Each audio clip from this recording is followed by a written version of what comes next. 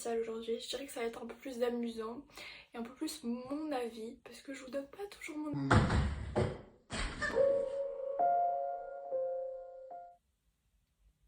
Au revoir Blackpink. Je vous donne pas toujours mon avis personnel. Donc cette fois-ci je vais le faire et je pense que vous allez être super étonnés et ça va me faire beaucoup rire parce que j'ai vraiment des avis très différents des autres personnes en général. Mais alors là, vous allez voir. Alors, c'est mon avis personnel donc ne me criez pas dessus, ça sert à rien de m'insulter hein, si vous n'avez pas le même avis que le mien. On a tous un avis différent et juste m'en voulez pas. Vraiment m'en voulez pas. Ok. Donc dans cette vidéo, on va parler des 5 choses que j'adore en Corée et des 5 choses que je déteste. Vous allez voir, elles sont très drôles et très, comment dire, très originales. Donc je vous laisse avec la suite de la vidéo. C'est parti! Et donc je vais commencer avec les 5 choses que je déteste, que je n'aime pas du tout en Corée. Comme ça on finira avec un peu de positivité, avec tous les trucs que j'aime et tout. Mais d'abord, la négativité c'est parti. Il va falloir que je crache un peu mon venin là parce qu'il y a des choses, je ne peux pas en fait, je ne peux pas. C'est pas possible. Je vais donc commencer avec le tout premier point et c'est quelque chose, je dirais soft. Je commence par les trucs en général les étrangers aiment pas trop en Corée. Et ça c'est vraiment un truc qui est hyper embêtant. C'est le fait qu'il n'y ait absolument pas de poubelle dans les rues en Corée. Donc en fait, quand t'es en train de boire par exemple un bubble tea, tu vois, t'es en train de boire dans la rue avec tes potes là, et tu l'as fini, tu l'as terminé, et tu dis bah tiens j'aimerais bien aller le mettre à la poubelle, comme en France où tu vas croiser une poubelle tous les 10 mètres quoi. Bon elles vont pas être propres mais elles sont là. Et bah en Corée tu ne peux pas, tu ne peux pas parce qu'il n'y a pas de poubelle dans la rue en fait. Et vu que t'es civilisé, tu vas pas le jeter comme ça dans la rue. Donc bah tu vas attendre d'être dans une station de métro pour pouvoir mettre ton bubble tea à la poubelle par exemple. Et ça c'est vraiment un truc énervant, vous imaginez même pas de chercher des poubelles. Des fois tu passes plus de temps à chercher les poubelles que à boire ton truc en fait, genre ça prend carrément plus de temps. Et en général les poubelles elles sont dans les stations de métro ou dans les cafés et tout, mais dès que tu sors, une grosse galère. Le deuxième point, et celui-là il me fait trop rire parce que je pense que c'est pas que en Corée, je sais qu'en Italie j'ai un souvenir, vraiment un mauvais souvenir de ça aussi, c'est la conduite des gens, les gens comment ils conduisent leur voiture. En Italie déjà je trouvais ça un peu genre à la barbare et tout, mais en Corée mais oh là là là là, déjà faut savoir les petits scooters là, bip bip là, ils s'arrêtent pas au feu en fait, ils s'en fichent, genre ils voient le feu rouge mais ils passent, ils slalom et tout, et j'avoue j'avais voyagé mais pas en dehors de l'Europe et du coup j'avais jamais vu ce genre de choses, à part comme je vous dis un peu en Italie. Je sais qu'il y a d'autres pays d'Europe où ça arrive, mais j'étais trop surprise, genre ils sortent de partout les scooters et les voitures, et je vous jure, je pense qu'ils ont vraiment leur permis si facilement, enfin j'ai des potes coréens qui m'ont dit qu'en effet ils avaient leur permis facilement, je sais pas si c'est toujours le cas, et donc du coup ils ont pas grand chose à savoir faire, et bah ça se voit hein, sur la route, ils savent pas conduire, ils s'en mangent partout, ils se klaxonnent, ils s'insultent pas contrairement à nous. Vraiment, moi conduire en Corée, jamais. Jamais. C'est le troisième point maintenant. Et celui-là, il est encore un peu soft. Parce que les deux derniers, là, vous allez m'insulter, je le sais déjà.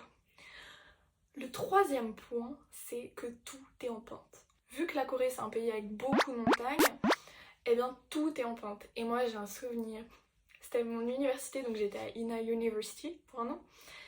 Et pour aller au dortoir, il y avait une pente. Les gars, je rigole pas. Genre, comme ça, que tu devais monter tous les soirs quand tu revenais des cours, avec des escaliers et tout, et vraiment, t'avais même pas envie de rentrer chez toi en fait, tellement c'était horrible, tellement t'étais essoufflée, et je pense vraiment que quand je suis rentrée j'avais les cuisses, enfin j'avais même les jambes beaucoup plus musclées, parce que j'ai tellement monté de pentes là partout, donc c'est quand même un point positif on va dire, puisque tu gagnes des muscles, mais tous les jours je vous jure c'est la galère, vraiment c'est la galère. À mon université j'avais ça, mais c'est partout qu'il y a des pentes comme ça, vraiment c'est horrible. Et j'imagine même pas pour les fumeurs qui doivent monter des pentes comme ça toute la journée. Les Coréens, c'est pour ça qu'ils ont des corps en forme et tout là. C'est parce qu'ils montent des côtes tous les jours, toutes les secondes, toutes les minutes. Je vais passer au 4e point. Et là,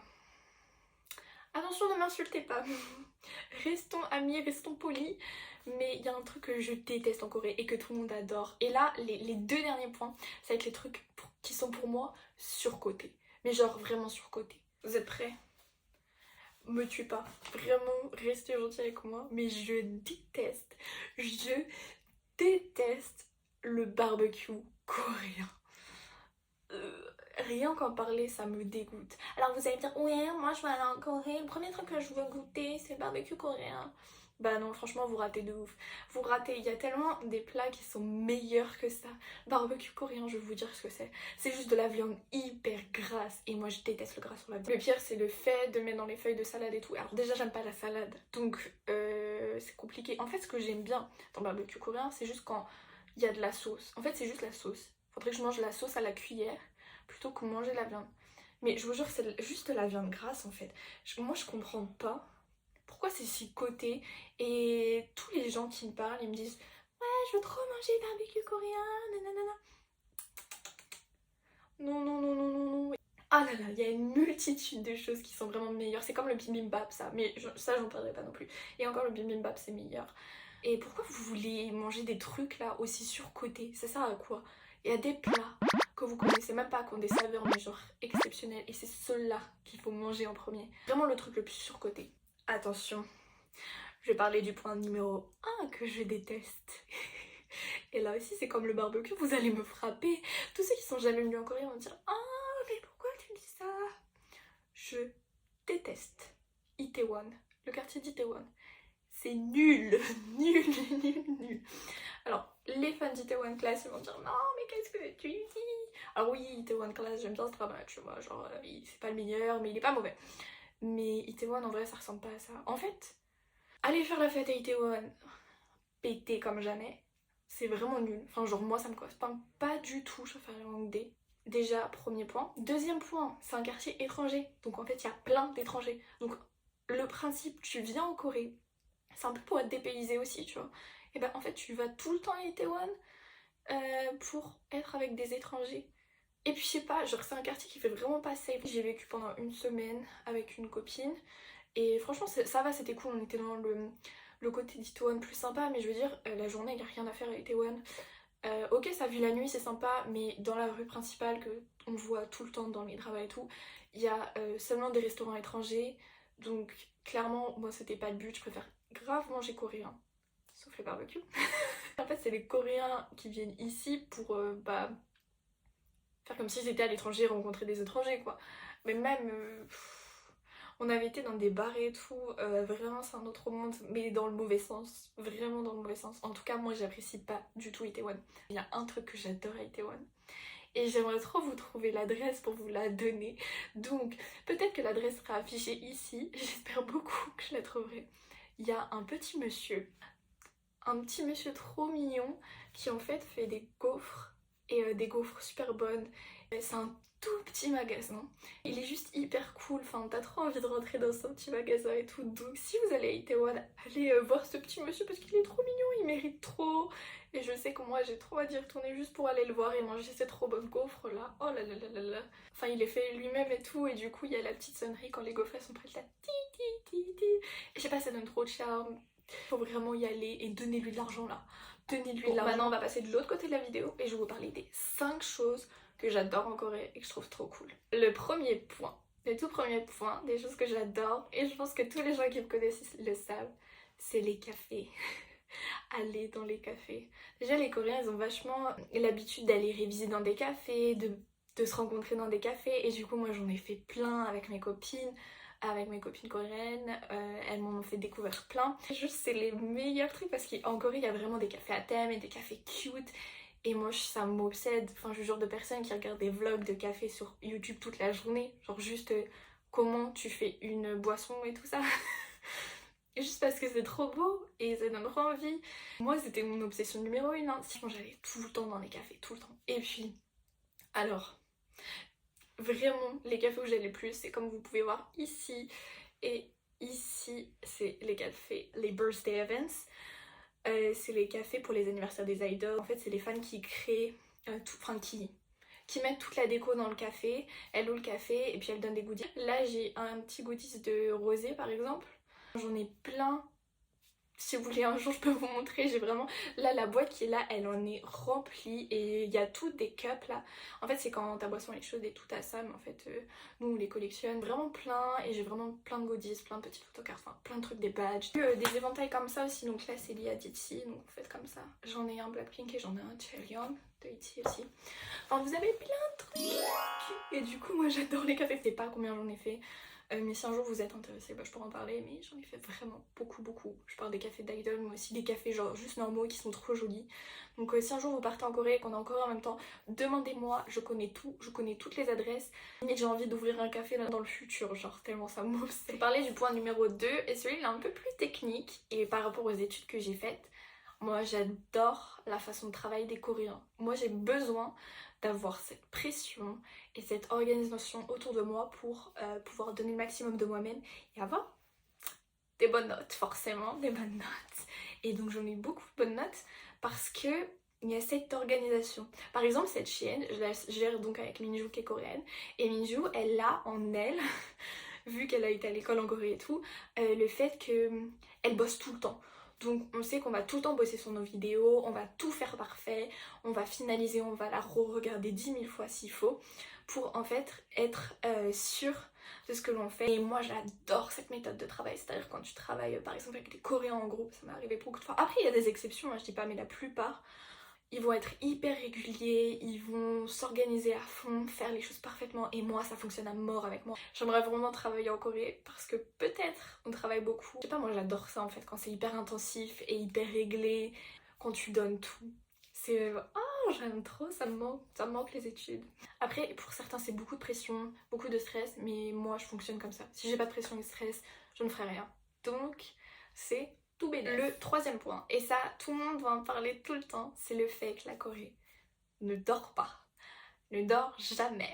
Vous sortez à 4 h du matin, il y a toujours des trucs ouverts, il y a toujours du monde dans la rue. Et quand tu sors dans la rue, même en pleine nuit, il y a du monde, donc au final, si t'arrive un truc, quelqu'un va le voir après. Est-ce qu'elle va agir ou pas? Genre c'est trop pratique et c'est trop rassurant. Tout est ouvert tout le temps, pas besoin de planifier ta vie. Et moi, je suis trop tête en l'air et tout. Ça me faisait trop du bien d'être au Corée parce qu'au final, je pouvais faire un peu comme je voulais. Ah là, c'est trop bien, tu peux faire la fête quand tu veux aussi puisqu'il y aura toujours du monde, on rencontrera toujours du monde. Bon, je vous rappelle que ce n'est pas le moment de faire la fête en Corée, même partout dans le monde là. Écoutez bien ça. Point et le quatrième point du coup. Vous savez très bien ce que je vais dire. Les gens qui me connaissent savent très bien. Les deux derniers points ils sont super évidents. La nourriture, moi je peux donner un rein pour manger coréen en fait. Vraiment je peux tout donner parce que j'adore, comme je vous ai déjà dit, la nourriture épicée. Vous savez que là en ce moment je regarde des vlogs de nourriture, enfin des coréennes qui font des vlogs où elles font manger et tout. Oh là là là. Ça me donne tellement faim, j'ai tellement envie de manger coréen. Mais la nourriture coréenne, quand vous avez le jjimdak, le tteokbokki, le mandu, là j'en rêve. Là quand je vous en parle j'ai faim, j'ai l'eau à la bouche. C'est trop bon. En plus je mange toute la journée. Et aussi pour ceux qui n'aiment pas les légumes, je sais que moi j'ai mangé plein de légumes en Corée puisque j'adore la nourriture épicée. Et que les légumes étaient souvent dans un bouillon épicé, de la soupe épicée ou juste avec les autres ingrédients qui étaient épicés. Et du coup j'en mangeais plein. Je mangeais plein de légumes, j'ai appris que j'aimais le poireau, je savais même pas, enfin si je savais que je l'aimais en soupe mais je savais pas que je pouvais le manger comme ça quoi. Et bah si, le chou aussi, je savais même pas que j'aimais. Mais j'adore maintenant. Oh là là là là là là. Oh ça me manque trop. Je trop manger coréen. Quelqu'un qui peut m'en livrer s'il vous plaît. Le dernier point, le cinquième point, et celui qui est super important, les festivals de musique. Alors oui, je suis une grande fan de musique, donc pour moi les festivals c'est juste super important. Les concerts en Corée, j'en ai pas fait parce que en fait c'est hyper dur à avoir une place puisqu'en général il faut les memberships et tout ça. Enfin je sais que j'avais des potes qui ont essayé pour BTS. Celles qui avaient le membership elles ont réussi. Celles qui l'avaient pas, bah, elles avaient genre aucune chance. Enfin genre c'était foutu. J'ai pas tenté, j'aurais pu tenter Blackpink, Red Velvet, je suis un peu deg mais il y avait EXO, bon EXO j'avais aucune chance, j'ai un peu le seum mais... J'aurais vu Suho avant qu'il parte. Et là c'est la petite parenthèse un peu musique K-pop, désolée pour les autres. Hein. Les concerts c'est compliqué mais alors les festivals... J'ai toutes les techniques les gars, si vous allez en Corée, enfin maintenant il n'y en a pas à cause de la Covid, mais si vous allez en Corée quand c'est fini, j'espère bientôt, quand j'y retournerai aussi, appelez-moi. J'ai les techniques, j'ai les solutions. Les petits festivals là, à même pas 1€, il y en a plein qui savent qui j'ai vu à peu près à ces festivals, mais j'ai vu des dizaines d'artistes par soirée en payant 1€, enfin c'était même pas 1€, c'était genre 70 centimes. Après il y a des concours aussi, j'avais gagné un concours pour voir Red Velvet, donc je les ai vus. Enfin, il y a plein de trucs, et les festivals d'université. Vous savez très bien comment j'ai vu cette nuit pour la première fois, pour la deuxième fois, pardon, vous savez ce que vous savez. Les festivals d'université, la base, t'arrives tôt, en plus t'es front row. Dans le festival de la vie, franchement j'ai trop hâte que la Covid elle s'arrête. Et surtout qu'elle s'arrête avant que je reparte, comme ça tous les festivals sont remis en place. Et moi, mais tous les soirs je suis en festival. Mais même des fois c'est des artistes que t'aimes pas forcément, mais enfin tu connais quelques chansons et tout. Par exemple j'ai vu Jessie ou Simon Dominic. Non, Simon Dominic c'est mon plus gros souvenir. C'est un artiste dont j'écoute pas trop les musiques et en fait le gars est génial en vrai. Enfin, vraiment vous découvrez en plus d'autres artistes, vous vendez du rêve alors que là on est genre dans nos maisons à rien faire. Ne vous inquiétez pas, vous gardez l'espoir. Bientôt on va retourner au festival et au concert et tout ça va être trop bien. Donc voilà, c'était les 5 choses que je déteste et les 5 choses que j'aime en Corée. J'espère que ça vous aura plu. En tout cas, moi je me suis trop amusée. C'était super bien de donner mon avis. Et je pense que c'est la vidéo là que j'ai le plus aimé tourner. De vous donner mon petit avis, de vous raconter des petits trucs. En tout cas, si vous voulez voir qui j'ai vu ou tous les cafés que j'ai fait, même si c'est pas des cafés K-pop par exemple, vous me demandez et je vous dirai. Donc je vous souhaite une bonne journée. Comme d'habitude, stay positive.